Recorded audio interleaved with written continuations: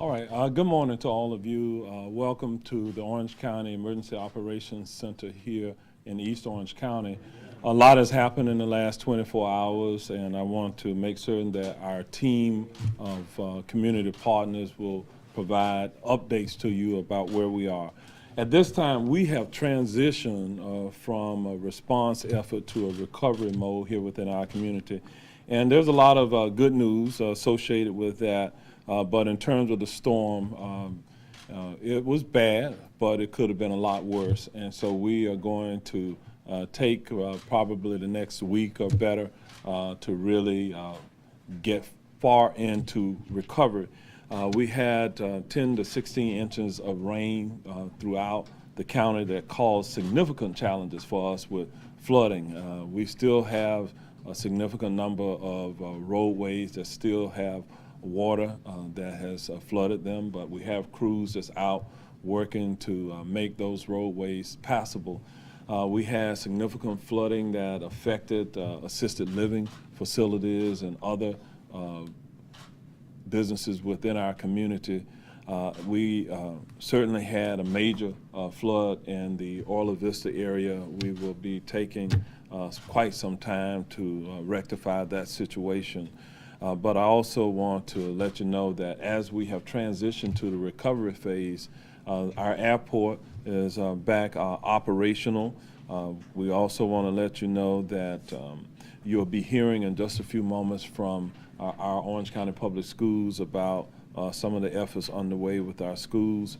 We do have a FEMA representative that's embedded here within our community, and he's here with us today. If you have any questions related to FEMA, in just a few moments, we will formally introduce the FEMA representative at that time. But I also want to let you know that probably some of the better news that we've received is that Orange County has been added to the FEMA disaster declaration for Florida. What that will allow is for us to get appropriate reimbursements as we endeavor to collect the debris and other things here within our community to fully restore us back to where we were pre-hurricane. Charles Williams is our FEMA representative that is here with us in the EOC at this time. I want to give you an update on where we are with our shelters. We still have approximately 1,000 individuals who are still in our shelters, and that includes nearly 80 people who have special needs. Lynx has asked me to report that about a quarter of the Lynx routes are now operational. It would take some time before they're fully operational, but if you are a bus rider and you need information, you can go to their website at golynx.com to gather additional information about the Lynx services. Let me just touch on our tremendous staff who have been really working around the clock now for several days. They have been doing yeoman's work in our community to assist with evacuations, as first responders, respond to keep our community safe, as public works and utilities workers to also deal with the myriad of challenges that we have with the loss of power, down power lines. I want to point out that we do have a significant number of traffic signals that are still out, and that creates quite the hazard in our community. So to our traveling motorists, let me remind you that if you come to an intersection or location where there's a traffic signal out, we want you to treat that traffic signal as if it's a four-way stop sign. That is the best way that we can approach it. Just don't just go barreling through the traffic signal because that just increases the potential for motor vehicle traffic crashes in our community. We have been in partnership now with the National Guard. We do have representatives here with us in the EOC from the National Guard. They have been working with our Orange County Fire Rescue Department and other fire departments in various evacuation efforts. We saw where we had to use high water vehicles and rescued 120 nursing home residents and transported them to a sister facility from the Life Center, which is an assisted living facility on Rouse Road in East Orange County. That was a significant mission for our firefighters and the National Guard last night. So let me just say to the National Guardsmen, thank you for your assistance here within our community. We have been working with the American Red Cross. We do have a representative here from the Red Cross to assist us with providing housing and other needs, unmet needs of individuals who perhaps have been displaced or impacted because of the storm.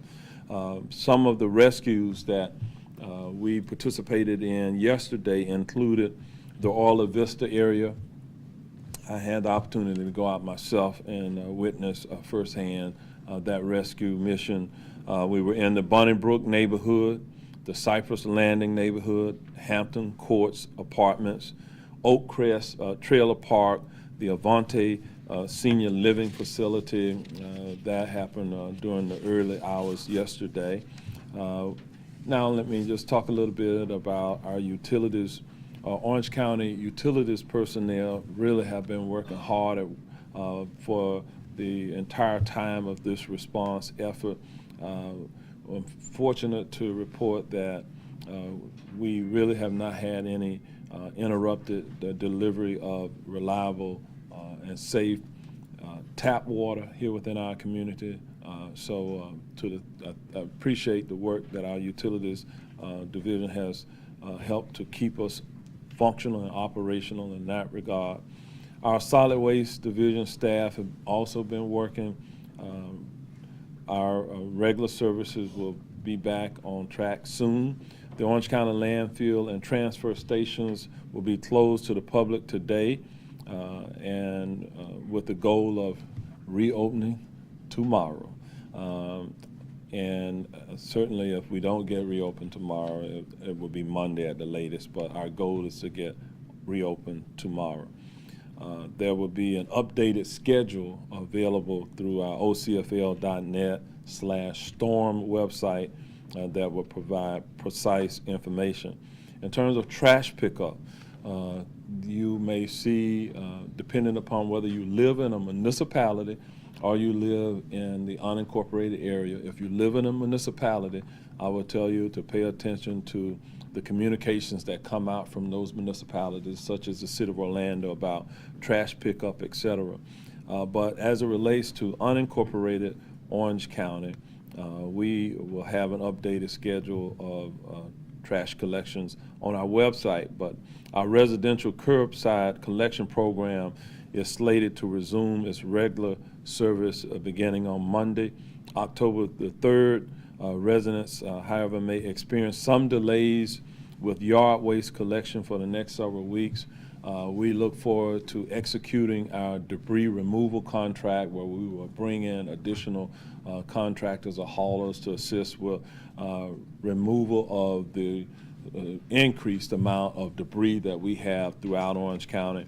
While the storm could have been much worse, we do have an extraordinary amount of debris that is in our neighborhoods and along our roadways, and it's going to take some time to clean all of that up and get our community back, the shining, beautiful community that it was pre-storm.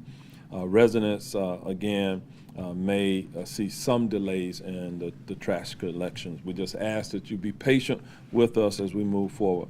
We do have representatives here from Orlando Utilities Commission. Ms. Luz Aviles is here. I may have messed up the name partly, but I came close. But in either case, I'm going to ask her to come up in just a few moments. But before we do that, we have a number of people who have joined us. First, let me recognize my colleague from the Board of County Commissioner, Commissioner Commissioner Myra Uribe is here with us, and we have Orange County Sheriff John Mina. So we're going to have Sheriff Mina come up and address the group, and then he's going to be followed by Mr. Scott Howard from the Orange County Public Schools, and then we're going to ask our OUC representative to come up and share some details about their respective services. So again, we'll begin with Sheriff John Mina. Thank you, Mayor, and good morning. And so I know there are parts of Orange County that are still dealing with the impacts of Hurricane Ian, and so we just want our residents to know that the Orange County Sheriff's Office will be with them every step of the way. As always, we will be out and about around the clock. We're staffing many intersections and roadways that are most severely impacted by the hurricane, and you know, I know their work is far from done, but I do want to take some time to thank the men and women in the Orange County Sheriff's Office and all of our first responders who have been out there really doing such a fantastic job. And you know, our emergency response team and Marine units have rescued more than 40 people and 3 dogs from neighborhoods and other facilities, and our patrol units have been out in every corner of the county assisting our residents. We've been receiving a lot of calls from families and who are concerned about their loved ones whose power might be out and not being able to get in contact with them. So we have been doing a lot of that, and those folks are very, very thankful we're able to get a hold of their loved ones. I can't say enough about our civilian support staff. We can't do what we do in law enforcement without all of our civilians, from supply to fleet. They give us the tools that we need to do to keep our community safe. And then again, I want to thank our dispatchers and call takers. They have literally taken thousands and thousands of calls and dispatched thousands and thousands of calls, much more than we normally see during their regular service hours. So they have done an exceptional job. And those are just a few of the examples of the great work that's going on. And, you know, many of you have heard me say that the Orange County Sheriff's Office cares deeply about this community, and that just shows that. And of course, our own employees are affected and part of this community as well. We have 17 employees who have had pretty significant flooding and roof damage to their homes while they're out, patrolling the streets. So we're going to go ahead and take care of them. All this past week, I've been telling our residents and specifically our criminals that I told you that we would be out there in force and to not be committing crimes. Well, last night, 3 people tried to burglarize the Family Dollar at on Apopka Island. They were quickly apprehended after their car got stuck in some flooding water. So we were happy about that. But it was nice to have all those additional personnel. They weren't going anywhere, and they were taken into custody peacefully and without incident. Again, we're probably looking to send deputies to Southwest Florida to assist, most likely in a relief effort. There are a bunch of other agencies that are there now helping all those in the southwest part of the state, and they're going to need relief soon. So we'll probably send close to 50 deputies and support personnel down there. I did want to let people know that Governor DeSantis did reach out to check on our first responders and deputies and thank everyone for the job they're doing, and also asked if there was anything that we needed, so we appreciate that. Again, as the mayor has said, a lot of intersections are impacted. Please, if you come to an intersection that doesn't happen to have law enforcement there and all the lights are out, treat that as a 4-way stop, and of course, again, stay away from standing water and down power lines. Thank you. I'll turn it over to Scott from Orange County Public Schools. Thank you, Sheriff. Scott Howard, Chief Communications Officer, Orange County Public Schools. Just want to thank the Sheriff, Sheriff Mina, and his deputies for supporting our school shelters during this time. Great job. We really appreciate that. And thank the mayor for his leadership and staff and their cooperation and partnership throughout this. It's been a difficult road, but certainly we appreciate that. Let me start by saying, first of all, I hope that our employees, our families made it through this storm with safely and with minimal damage to their property and homes. If any of our employees are in need of assistance, they can contact our employee assistance line. It's 877-622-5600. 4327.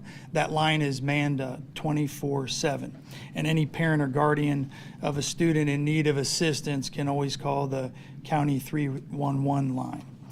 Be sure to continue to follow us on our website at ocps.net and also on Facebook and Twitter, where we'll be posting information and updates and resources in regards to our schools. Our students, families, and employees are always top of mind during this time, and our goal is to return to school on Monday, October 3rd. All of our schools and offices will remain closed through today. Extracurricular activities have been canceled through the weekend, and athletic events will be rescheduled if possible. Once we are able to assess any potential damage to our schools and district facilities, we will provide phone, email, text messaging updates to our families and employees this evening as to the status of schools opening on Monday.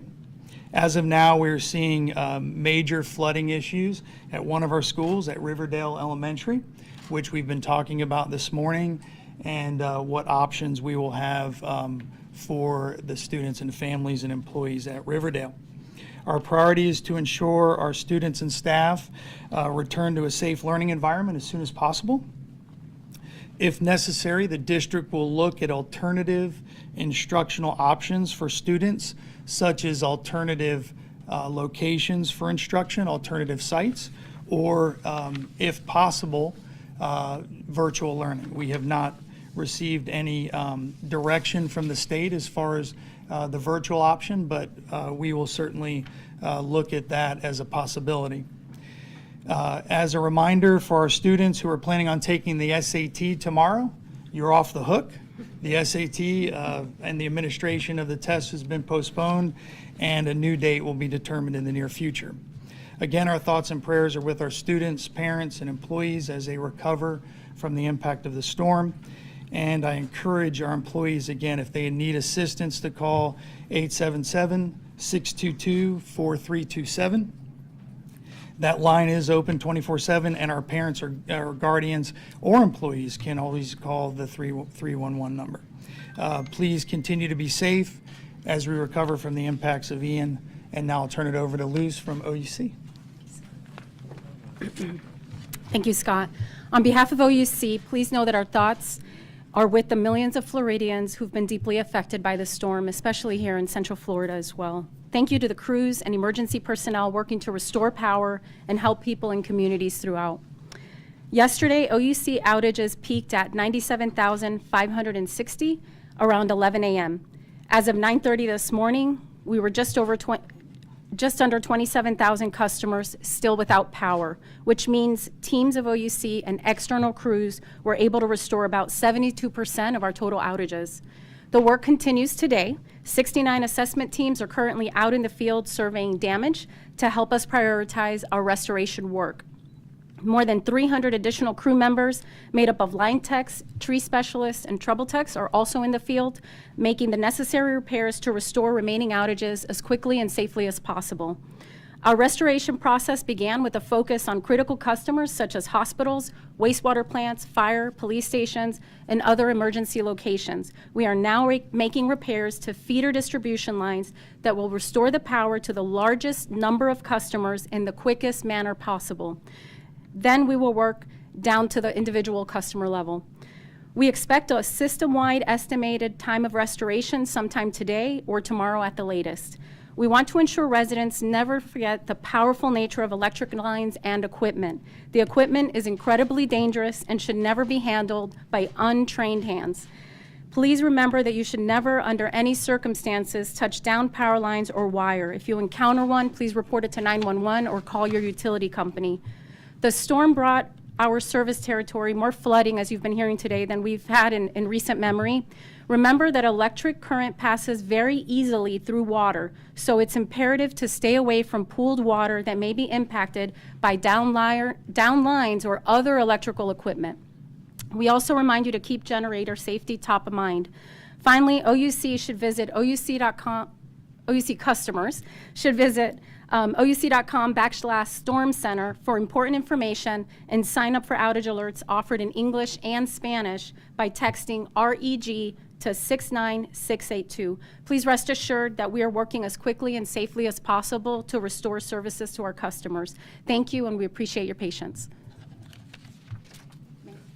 Okay, since we're talking about energy companies, Duke could not be here this morning, but they did ask me to provide some information to you, the public. First, they wanted to thank the customers for their patience as they work to get everyone's lights back on. As of 9:15 today, Duke reports that 35% of Duke Energy Florida customers in Orange County are without power. Crews have been working around the clock where conditions allow and have restored more than 130,000 customers in Orange County. This morning, the company has released an estimated time of restoration for Orange County customers. The current estimated time of restoration for 90% of Duke customers in Orange County is no later than 11:59 p.m. on Sunday, October the 2nd. The flooding continues to hinder the company's ability to restore power and complete their damage assessments and provide estimated times of restoration in some areas, but they wanted you to know that they remain out in the field and they're committed to restoring power where it is safe to do so. So we share that with you. At this time, I'm going to ask Division Chief Avery, our emergency manager, to come forward to kind of give you a summary of some of the things that's happening currently in our emergency operations center related to our recovery efforts. Chief Avery. Thank you, Mayor. So good morning. So we are the Orange County Emergency Operations Center is still activated at a full activation level 1. So what that means is all of our partners are in our Emergency Operations Center. As we transition to recovery, we are still working with all of our partners in Orange County. We're very fortunate to have over 200 partners that when we have a disaster such as this, they come together and support each other to make sure we get our community back up and running. Over the last couple days, we've assisted fire rescues, assisted over 12 neighborhoods that had a massive amount of flooding, as you've heard.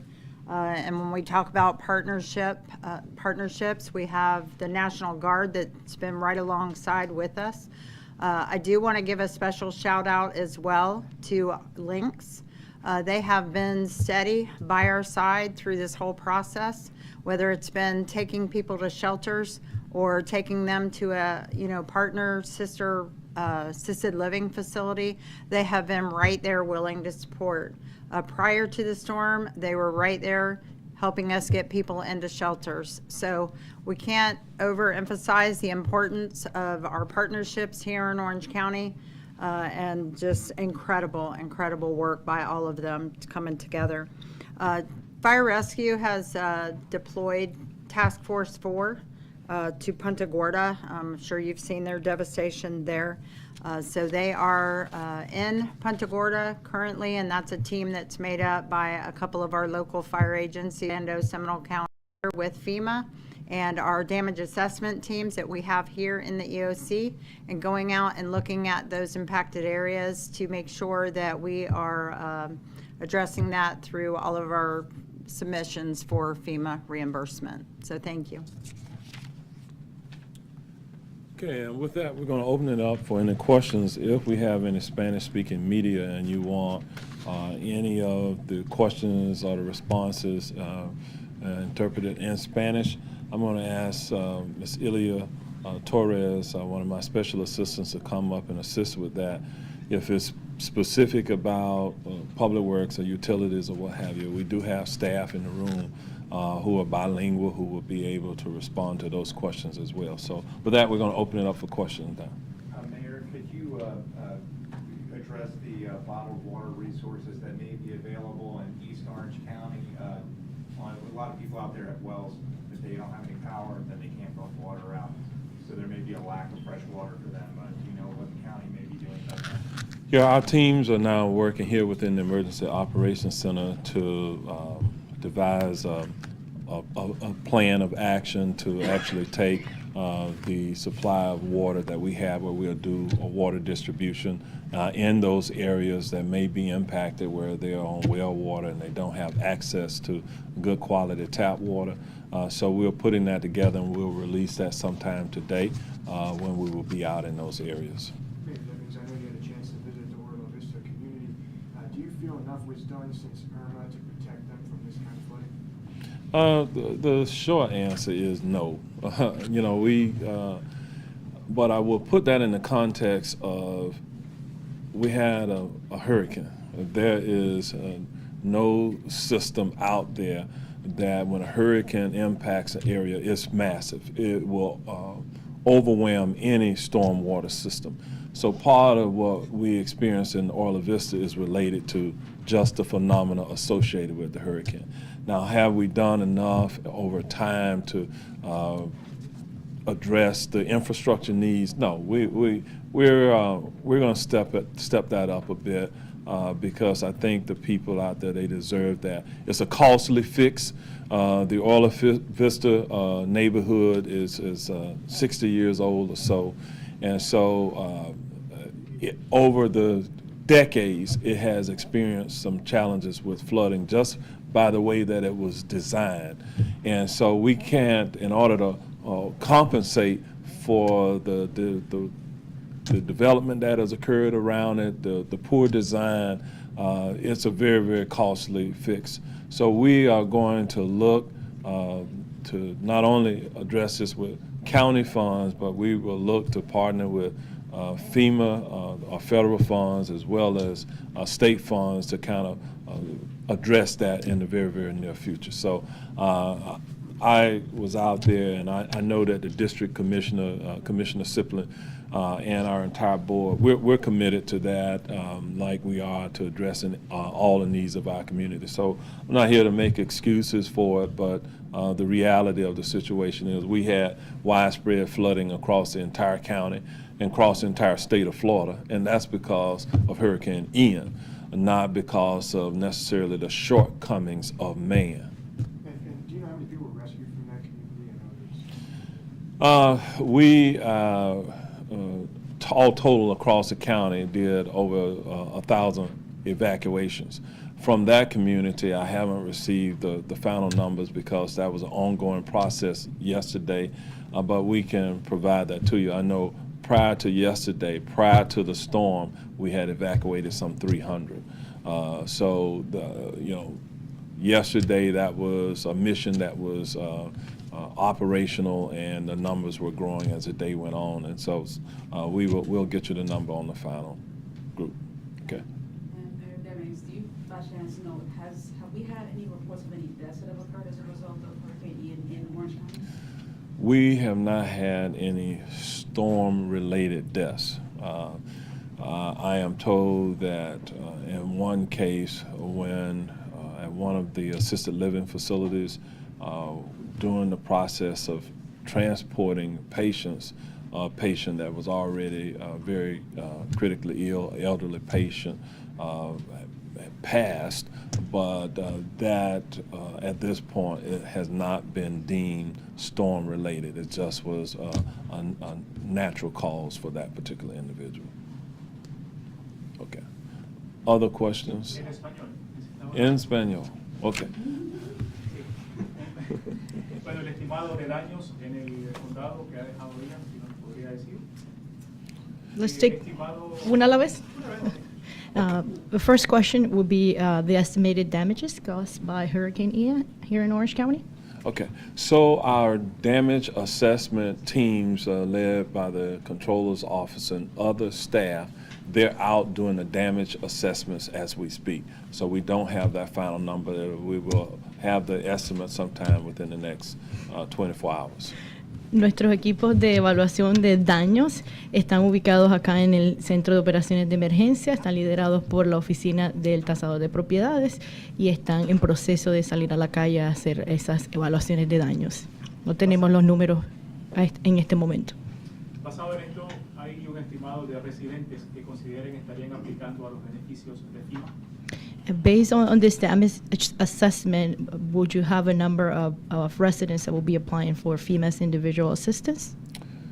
We have no way of knowing how many residents will apply for assistance at this time. En este momento no tenemos forma de determinar cuántos residentes estarían aplicando para asistencia de FEMA. Ahora, en el tema de las escuelas, entiendo que son 1.000 refugiados y estarán abiertos estos refugios, 10 escuelas en total que están sirviendo como refugio. En este sentido, estas 10 escuelas entonces no abrirían la próxima semana. This question is regarding schools and those that are being used as shelters. Okay. And let me go back to the previous question real quick, related to the number of individuals. Remember that there were a number of individuals who evacuated, who left the area, who went to hotels until all of those individuals come back to their homes, come back to their businesses. They may not even know they have damage at this point. And so the FEMA declaration was just made, so we cannot give you a precise number. That's going to take a while before we have any idea. Okay. Tenemos que tener presente que hay muchos residentes que fueron desplazados de su residencia, otros fueron a hoteles y en este momento estarían regresando a sus casas para determinar si tuvieron daños en sus propiedades o en sus negocios. Entonces sería apresurado determinar quiénes estarían aplicando. Okay, now to the schools. Shorter responses. I know she's really good. Me preguntaba de las escuelas. Hay 10 escuelas como refugios, son 1.000 personas que no estarían regresando inmediatamente. Entonces quiere decir que esas escuelas estarían cerradas también la próxima semana. So the question is regarding the 10 schools that are being used as shelters. We understand that there's 1,000 refugees or people in shelters at those schools. Will they be resuming school service on Monday? The short answer is yes. La respuesta corta es sí. We will work with our other social service providers to make certain that persons who may need shelters will work with our community-based organizations to relocate them. Estaremos trabajando con los socios de la comunidad que prestan servicios sociales para que aquellas personas que al final o antes de que resuman las clases el lunes puedan ser transicionadas a otro tipo de shelter o refugio. Okay, and this may be a question for Mr. Kunkel, but this has to do with all of this. come on up, Director Kunkel, or Ms. Amadova. Yeah, either one. I couldn't see if he was back there or not. Sir. All right. The pumps that we had out of all of this, did they work? Did they work the way they're supposed to, or were they in a situation where you're just overwhelmed by the shape or the old shape of the neighborhood and the amount of rain? Yes, we had both scenarios. The pumps worked as designed to function. We did have overabundance of rain all across Orange County. We have places where we have record highs in Little Wekiva. So we've had so much rain that this is new territory for us. And to answer your question specifically, there is a fail-safe mechanism inside the pump. And that shut down temporarily because it was a scenario that required it to shut itself down. About an hour or two later, it kicked back in like it was supposed to and continued to pump. So it was pumping at the rate that it's designed to pump. It was pumping at the discharge that we are allowed to send down Shingle Creek. So it was working like it was supposed to, but yes, it was inundated and sort of over its head. Thank you. Okay. I don't see any other questions, so thank you all for being here. This will conclude our press conference at this time.